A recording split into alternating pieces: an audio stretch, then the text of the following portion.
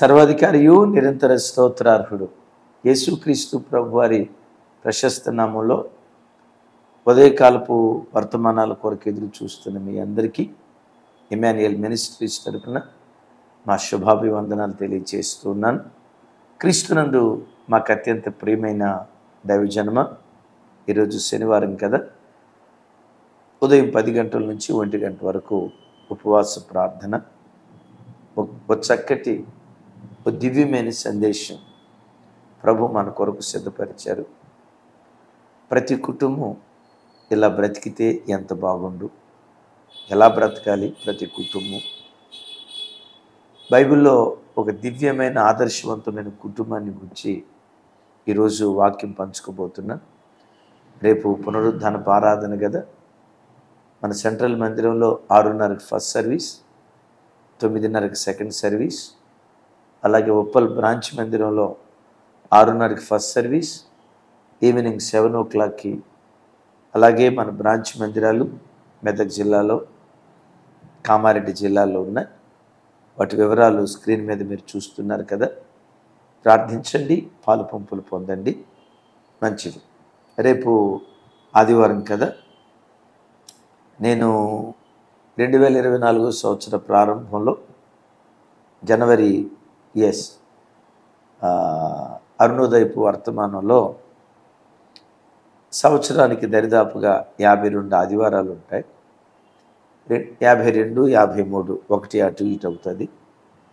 ఈ సంవత్సరం 52 ఆదివారాలు ఉన్నాయి.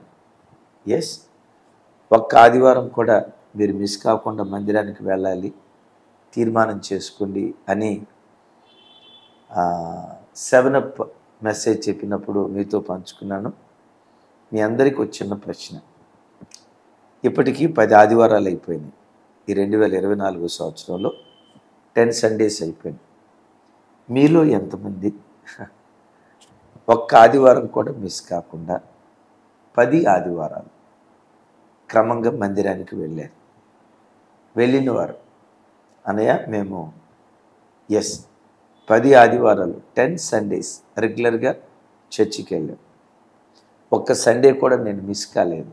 అలా క్రమంగా వెళ్ళినవాడు కింద కామెంట్ బాక్స్లో రాయండి. ఇంకా 42 ఆదివారాలు ఉంటాయి. ఈ 2024 సంవత్సరం ఒక్క ఆదివారం కూడా మీరు ఆరాధనకు మిస్ కావద్దు. మీరు ఏ ప్రాంతాల్లో ఉండి వాక్యం వింటున్నారో మీ స్థానిక సంఘాలకు ఆదివారపు ఆరాధన నిమిత్తం వెళ్ళండి. ఈ సోషల్ మీడియా లాక్డౌన్ తర్వాత చిన్న చిన్న కారణాల చొప్పునే ఆదివారపు ఆరాధన మిస్ చేసి లైవ్లో వాక్యం విన్నాం, లైవ్లో ఆరాధనలో పాలు పంపులు పొందాం అని చెప్పి చిన్న చిన్న కారణాలకే ఏదో ప్రాణాపాయపు స్థితి వచ్చింది, హాస్పిటల్ ఐసీయూలో ఉన్నారు, అలాంటి పరిస్థితుల్లో ఆరాధన మిస్ అయ్యారంటే పర్వాలేదు అనుకోండి. చిన్న చిన్న కారణాలకే ఆరాధనకి మిస్ అవుతున్నారు. రాగల 42 సండేస్ కూడా ఒక్క ఆదివారం కూడా మిస్ కాకుండా కుటుంబ సమేతంగా ఆరాధనలో పాలు పంపులు పొందండి. గడిచిన 10 ఆదివారాలు క్రమం తప్పకుండా వెళ్ళిన వారు కింద కామెంట్ బాక్స్లో మేము వెళ్ళామన్నయ్య అని కామెంట్ బాక్స్లో రాయండి. అనేకులకు అది స్ఫూర్తిదాయకంగా ఉంటుంది, మంచిది. ఆదివారపు ఆరాధనకు వెళ్ళేటప్పుడు, ఆదివారపు ఆరాధనే కాదు, ప్రార్థించేటప్పుడు కానీ, ఉపవసించేటప్పుడు కానీ, ప్రభువుని ఆరాధించేటప్పుడు కానీ, ఆదివారం మందిరానికి వెళ్ళేటప్పుడు కానీ ఆశతో ఆకలితో దేవుని సన్నిధికి వెళ్ళాలి. పరిశుద్ధ గ్రంథమైన బైబిల్లో అపోస్తులైన పౌలు గారు కొరింథీ సంఘంతో మాట్లాడుతూ దున్నువాడు ఆశతో దున్నాలి అంటాడు. కొరింథీయులకు రాసిన మొదటి పత్రిక 9వ అధ్యాయం 10వ వచనం, దున్నువాడు ఆశతో దున్నాలి. ఎట్లా దున్నాలట?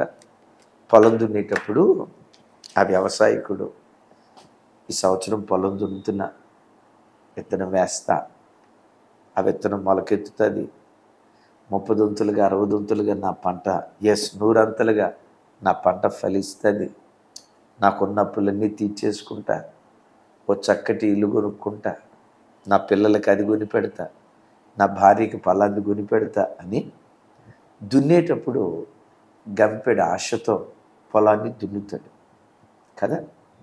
అట్లా కాకుండా పొలాన్ని దున్నేటప్పుడు ఏం పొలమో ఈ పొలం, దరిద్ర పొలం, ఎంత దున్నినా ఇంతే అని తిట్టుకుంటా నిందించుకుంటా పొలాన్ని దున్నడం. వ్యవసాయకుడు పొలాన్ని దున్నేటప్పుడు ఆశతో ఎలా దున్నుతాడో, దైవ సేవకుడు వాక్యం ప్రకటించేటప్పుడు కానీ, ప్రజలు ఆదివారం మందిరానికి వచ్చేటప్పుడు కానీ, దేవుని సన్నిధిలో మోకరించి ప్రార్థన చేసేటప్పుడు కానీ గుండెల నిండా ఆశ పెట్టుకొని దైవికమైన కార్యం చేయాలి.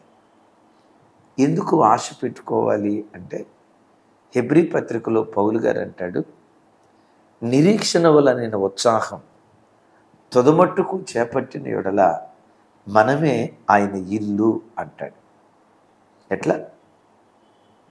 నిరీక్షణను తొదమట్టుకు మనం చేపట్టిన యెడల అంటాడు. నిరీక్షణ వలనైన ఉత్సాహం అంటే ఒక వ్యక్తి గుండెల్లో ఉన్న నిరీక్షణ ఆ పని పట్ల ఏం కలుగు చేస్తుంది? ఉత్సాహాన్ని కలుగు చేస్తుంది. నేను ఇప్పుడు ప్రార్థన చేస్తున్నాను, నా ప్రార్థన దేవుడు వింటాడు. ఎస్, నా ప్రార్థన ద్వారా దేవుడు నా కన్నీళ్లు తుడుస్తాడు.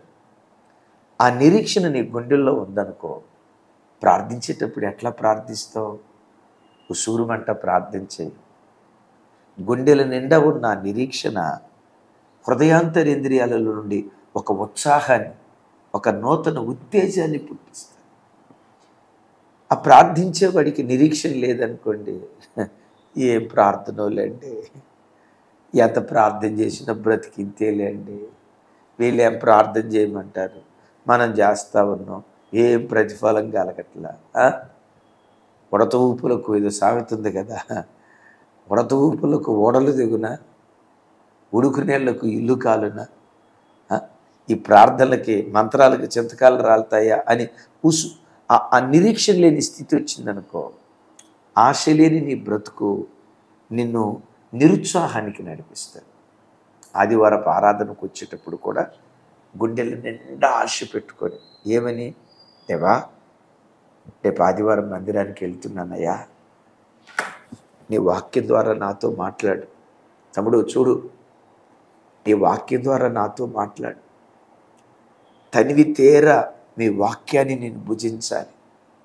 నేను ఎలా బ్రతకాలో, నా కుటుంబాన్ని ఎలా కట్టుకోవాలో, నా పిల్లల్ని ఎలా పెంచుకోవాలో, నా బ్రతుకు నేను ఎలా సరిచేసుకోవాలో, పరలోక రాజ్యం కొరకు నేను ఎట్లా ఆయత్తపరచాలో, జ్ఞాన సత్య సంపూర్ణమైన మీ వాక్కులు నాకు కావాలి ప్రభా. అయ్యా, నీ వాక్కు వినాలనే ఆశతో నేను వస్తున్నాను. ఆశతో వస్తే బైబిల్లో రాయబడిన మాట ఏంటో తెలుసా? ఆశ ఉన్న ప్రాణములను తృప్తిపరుస్తాడు.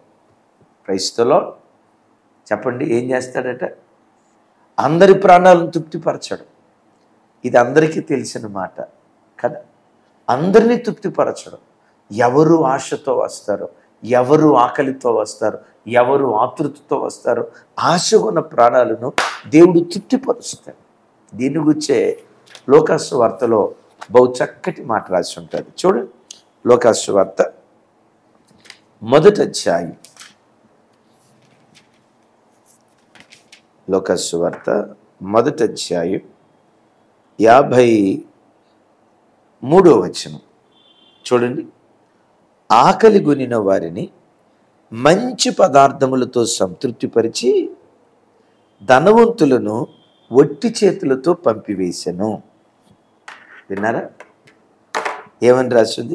ఆకలి గొనిన వానికి మంచి పదార్థములతో సంతృప్తిపరిచి ధనవంతులను వట్టి చేతులతో పంపివేశను. దైవజనమా, రేపు ఆదివారపు దినాన దేవుడు నిన్ను ఒట్టి చేతులతో పంపకుండునుగాక. నీ గిన్నె నిండి పొంగి పొర్లేటట్లుగా ఆత్మ సంబంధమైన ఆశీర్వాదాలు, భూ సంబంధమైన ఆశీర్వాదాలు, పరలోక సంబంధమైన ఆశీర్వాదాలు నీ హృదయము నిండా దేవుడు కొమ్మరించునుగాక. అయితే దేవుడు అలా కొమ్మరించాలంటే చూడండి, ఇక్కడ రాయబడిన మాట ఎంత చక్కగా భక్తుడి మాట మాట్లాడుతున్నాడు. ఆకలి కొనిన వానికి మంచి పదార్థములతో సంతృప్తిగా భోజనం పెడతాడంట. ఎవరికి? ఆకలి కొనిన వానికి. ఏ పదార్థాలతో? మంచి, అబ్బా చూడండి, మంచి పదార్థాలతో వాళ్ళకు భోజనం పెట్టి వాళ్ళని తృప్తిపరుస్తాడట. ధనవంతుడిని ఒట్టి చేతులతో పంపిస్తాడు. అంటే ధనవంతుడు అంటే దేవుని సన్నిధికి ఆకలి లేకుండా వస్తాడు కదా, దేవుని వాక్యం వినాలనే ఆతృత లేకుండా వస్తాడు కదా. వినరా ఈ మాట? ధనవంతుడు అంటే ఆకలి లేనోడు. ఇక్కడ ఆకలి లేకుండా వచ్చిన వాడినేమో ఒట్టి చేతులతో పంపిస్తున్నాడట. ఆకలితో వచ్చిన వాడికేమో మంచి భోజన పదార్థాలతో సంతృప్తి పరిచి పంపిస్తున్నాడట. రేపు ఆదివారం దేవుడు నిన్ను ఒట్టి చేతులతో పంపకుండును గాక. ఆశతో రా. ఎలా? దేవా, ఇశ్రాయేలీలు చేయు స్తుతులపై నువ్వు ఆసీనుడై ఉన్నావట కదయ్యా. రేపు ఆదివారపు దినాన నీ సన్నిధిలో నిలవబడి నీవు చేసిన మేళ్ళన్నీ తలస్తూ నేను స్తుతిస్తున్నప్పుడు, అయ్యా నా స్తుతులపై నువ్వు ఆసీనుడవు కాయ్యా. నా నాలుక నిన్ను స్తుతిస్తుంది. నా నాలుకే నీ సింహాసనంగా మారాలి. నా చేతులు నిన్ను ఆరాధిస్తున్నాయి. నా చేతులే నీ సింహాసనంగా మారాలి అని స్తుతుల సింహాసనం మీద దేవుడు ఆసీనుడవుతాడు అన్న నిరీక్షణ నీ గుండెల్లో ఉంటే ఆరాధించేటప్పుడు ఉసూరుమంట ఆరాధించవు. నిరీక్షణ ఒక వ్యక్తికి ఉత్సాహాన్ని పుట్టిస్తుంది. అరే, స్తుతుల మీద దేవుడు ఆసీనుడవుతాడట, స్తుతులను సింహాసనంగా చేసుకుంటాడట. నిజంగా ఈ నిరీక్షణ నీ గుండెల్లో ఉంటే ఆషామాషాగా స్తుతించో. బా, గాన ప్రతిగానాలు చేస్తా. ఆమేన్. గాన ప్రతిగానాలు చేస్తా. ఒక ఆరాధికుడిగా, ఒక ఆరాధికురాలిగా తనివితేర ప్రభుని ఆరాధిస్తాం. హల్లెలూయా. అందుకని దైవజనమ, దేవుని సన్నిధికి వచ్చేటప్పుడు ఎప్పుడు ఆశతో రావాలి. మన తెలుగు క్రైస్తవ్యంలో గొప్ప దైవ సేవకులు మాసిలమణయ్య గారని మీరు చాలామంది వినుంటారు. అయితే వారిని, ఆ గనులైన సేవకుల్ని ఎప్పుడు నేను చూడలేదు, కానీ వారు చెప్పిన మాటలు అక్కడక్కడ యూట్యూబ్లో విన్నాను. వారు ఎప్పుడు అంటూ ఉండేవాళ్ళంట, ఆశ లేని వాడిని దేవుడు కూడా ఆశీర్వదించలేడంట. విన్నారా? ఏమంట చెప్పండి. ఆశ లేని వాడిని దేవుడు కూడా ఆశీర్వదించలేడట. నువ్వు మందిరానికి వచ్చేటప్పుడు ఆదివారం కదా, వెళ్ళాలి కదా, అలవాటు ఆచారంగా వస్తే దేవుడు నీతో మాట్లాడు. ఆశతో రా. మంచి మంచి వర్తమానాలతో దేవుడిని తృప్తిపరుస్తాడు. సోమవారం మిమ్మల్ని అడుగుతా, ఆదివారం ఏ వాక్యం ద్వారా దేవుడు మీతో మాట్లాడాడు? ఏ వాక్యం మిమ్మల్ని బలపరిచింది? సోమవారం అరుణోదయపు ఈ షార్ట్ మెసేజెస్లో మీరు కామెంట్ బాక్స్ రాదురు. కానీ దేవుడు ఎప్పుడు కూడా ఆశగొన్న ప్రాణాలని సంఘంలో తృప్తిపరుస్తాడు. ఏమంటారు? ధనవంతులను, అంటే కడుపు నిండిన వాడికి భోజనం పెట్టడు దేవుడు. బైబిల్లో మనం ఆశతో వస్తే దేవుడు మన ఆకలి ఎట్లా తీరుస్తాడో ఒక చక్కటి సన్నివేశం చెప్తాను. గిద్యోను పొలంలో ఒక చోట గొర్రెబొచ్చు నుంచాడు, ప్రార్థన చేశాడు. ఈ గొర్రెబొచ్చు మీదే మంచు కురవాలయ్యా అన్నాడు. తెల్లారింది. వెళ్ళేటప్పుడు చూడండి, ఒక పాత్రను తీసుకుని వెళ్ళాడు. అక్కడికి వెళ్ళి ఆ గొర్రెబొచ్చును పిండినప్పుడు ఆ గొర్రెబొచ్చు మీద ఎంత మంచు పడిందో చెప్పమంటారా? తాను తీసుకొచ్చిన పాత్ర ఎంతైతే ఉందో అది నిండే అంతగా మంచు పడింది. విన్నారా? ఒకవేళ ఇంత పాత్ర తీసుకొని వెళ్ళాడు అనుకోండి, ఈ రాత్రి ప్రార్థన చేశాడు, తెల్లారిన తర్వాత ఆ పాత్ర తీసుకుని వెళ్ళాడు. ఎంత మంచు పడింది అంటే ఎంత ఖాళీ పాత్ర తీసుకెళ్ళాడో అంతే మంచు గొర్రెబొచ్చు మీద పడింది అనుకుందాం. ఒకవేళ ఎంత పెద్ద పాత్ర తీసుకుని వెళ్ళుంటే చెప్పండి, ఎంత పెద్ద పాత్ర తీసుకుని వెళ్ళుంటే చెప్పాలి, ఇంకా ఎంత పెద్ద పాత్ర తీసుకుని వెళ్ళుంటే తను ఎంత ఖాళీ పాత్రగా దేవుని సన్నిధికి వస్తాడో దేవుడు చూసి దానికి తగినట్లుగా గొర్రెబొచ్చు మీద దేవుడు మంచు కురిపించాడు. పొలం లోకం కదా, గొర్రెబొచ్చు దేనికి గుర్తు తెలుసా? జీవము గల దేవుని సంఘానికి గుర్తు. యేసయ్య రక్తంతో విమోచించబడిన వ్యక్తులు కూడుకున్న స్థలమే గొర్రెబొచ్చు కలిగినటువంటి స్థలం. అయితే దైవజనమా, పొలం అనేటువంటి లోకంలో గొర్రెబొచ్చుగా పిలువబడుతున్న సంఘం మీద దేవుడు తన మంచును కురిపిస్తున్నాడు. మంచు నంబర్ 1 వాక్యానికి గుర్తు, నంబర్ 2 దేవుని కటాక్షానికి గుర్తు, నంబర్ 3 దేవుని ఆశీర్వాదానికి గుర్తు. రైట్? ఎస్. నంబర్ 4 మంచు పరిశుద్ధ గ్రంథంలో మనం గమనిస్తే మంచు పరిశుద్ధాత్మ శక్తికి గుర్తు. 5వది మంచు పునరుద్ధానపు శక్తికి గుర్తు. ఈ రెఫరెన్స్లన్నీ చెప్పడానికి ఇది షార్ట్ మెసేజ్ కదా. గమనించండి. సంఘం మీద దేవుడు ఎంత వాక్యాన్ని కుమ్మరిస్తాడు? మంచు అనే వాక్యం. నువ్వు ఎంత ఆకలితో వస్తే నీ ఆకలికి తగినంత వాక్యం దేవుడు వినిపిస్తాడు. నీ మీద దేవుడు ఎంత కటాక్షాన్ని కుమ్మరిస్తాడు? దేవుడు తను ఎంత ఆశీర్వాదాన్ని కుమ్మరిస్తాడు? ఎంత ఆశతో ప్రార్థిస్తావో, ఎంత ఆకలితో దేవుణ్ణి ఆరాధిస్తావో, నీ ఆశకు తగినట్లుగా దేవుడు తన ఆశీర్వాదం అనే మంచును నీ మీద కుమ్మరించడం ప్రారంభిస్తాడు. ఎంత పరిశుద్ధాత్మను కుమ్మరిస్తాడు? నీవెంత ఆతృతతో, దేవా నీ ఆత్మతో నేను తాకబడాలి, అన్య భాషలతో నేను స్తుతించాలి, పరిశుద్ధాత్మ మాధుర్యాన్ని మరొకసారి నేను నూతనపరుచుకోవాలని ఆకలితో ప్రభు సన్నిధిలో ఎదురుచూడు. ఎంత ఖాళీ అయిపోతావో అంత నింపటం దేవుడు ప్రారంభిస్తాడు. Praise the Lord. మీలో చాలామంది ఎరుగుదురు, ఆ ప్రవక్త భార్య తన 2 కుమారులను గదిలోనికి తీసుకుని వెళ్ళి తలుపులు వేసుకొని ప్రార్థన చేసేటప్పుడు తన బుడ్డిలో ఉన్న నూనె తతిమ ఖాళీ కుండల్లో పోస్తూ ఉంది. ఆ నూనె ఎప్పటి వరకు పోయబడింది? తాను తెచ్చుకున్న కుండలన్నీ నిండిపోయేదాకా ఆ బుడ్డుల నుండి నూనె పోయబడతానే ఉంది. ఎప్పుడైతే తెచ్చుకున్న కుండలన్నీ, ఖాళీ కుండలన్నీ నిండిపోయాయో నూనె నిలిచిపోయినట్లుగా రాసింది. అనుకుందాం, ఒక 50 కుండలు తెచ్చుకుంది అనుకుందాం, అవన్నీ నిండిపోయినాయి. ఎప్పుడైతే నిండిపోయిందో నూనె కూడా నిలిచిపోయింది. నేనంట, ఒకవేళ 100 కుండలు తెచ్చుకొని ఉంటే చెప్పండి, 75 కుండలు తెచ్చుకొని ఉంటే చెప్పండి, 200 కుండలు తెచ్చుకొని ఉంటే డెఫినెట్గా దేవుడు వాటన్నిటిని నింపేవాడు. అంటే దాని అర్థం ఎంత కసితో దేవుని దగ్గరికి వస్తావో, ఎంత ఆకలితో దేవుని దగ్గరికి వస్తావో, ఎంత దైవికమైన తృష్ణతో దేవుని సన్నిధిలో నువ్వు ప్రార్థన చేస్తావో, ఆకలి కొనిన వారికి సమృద్ధిగా చక్కటి శ్రేష్టమైన పదార్థాలతో తృప్తిగా భోజనం పెడతాడు.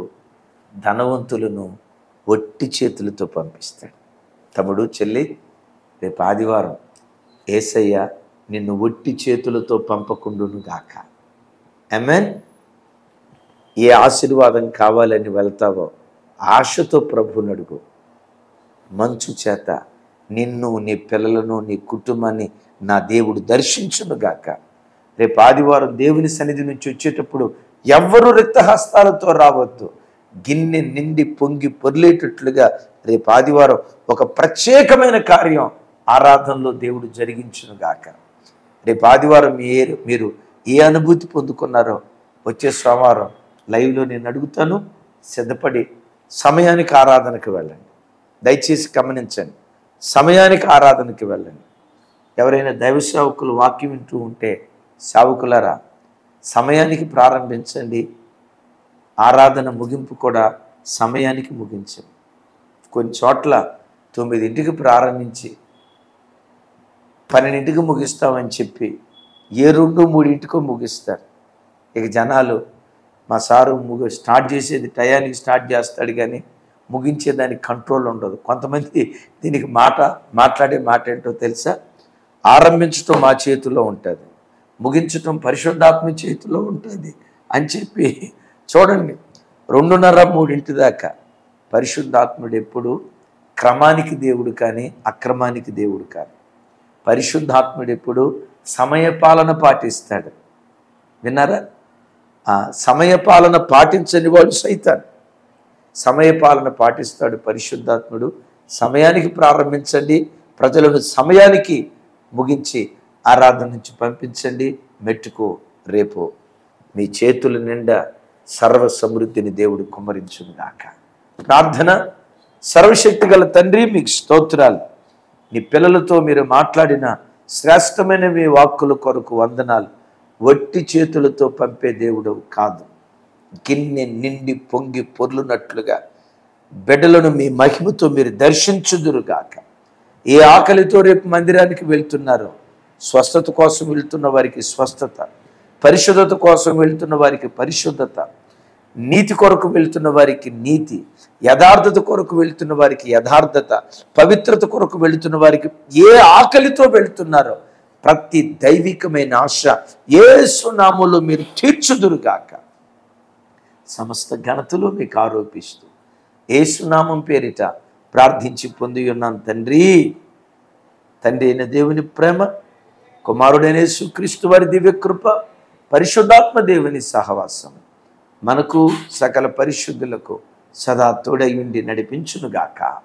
ఆమేన్. Thank you. ఈరోజు ఉపవాస ప్రార్థన ఉంది, కలుసుకుందాం. Thank you.